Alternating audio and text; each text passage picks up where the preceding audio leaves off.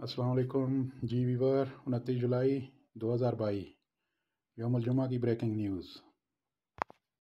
India air force का एक जंगी त्यारा गिरकर तबाह हो गया है। त्यारे में सवार दोनों पायलट हलाक हो गए हैं। भारतीय मीडिया के मुताबिक इंडिया एयरफोर्स का लड़ाका त्यारा MiG-21 राजस्थान के ज़िला बरमीर में जुमरात की शब हादसे का शिकार हुआ।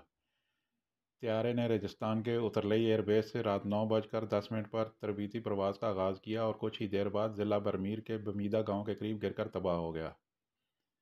MiG-21 के ज़मीन से टकराते ही ज़ोरदार धमाका हुआ और त्यारे में आग भड़क उठी। हादसे की इत्तला मिलते ही पुलिस और रेस्क्यू एहलकारों ने जाए वक़ूआ पर पहुंचकर रेस्क्यू ऑपरेशन शुरू कर दिया है।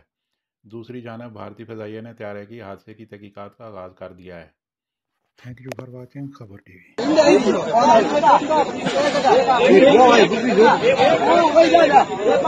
हवाई जहाज गिरने से यहाँ पे लगभग 15 फीट तक गहरा गड्ढा हो चुका है।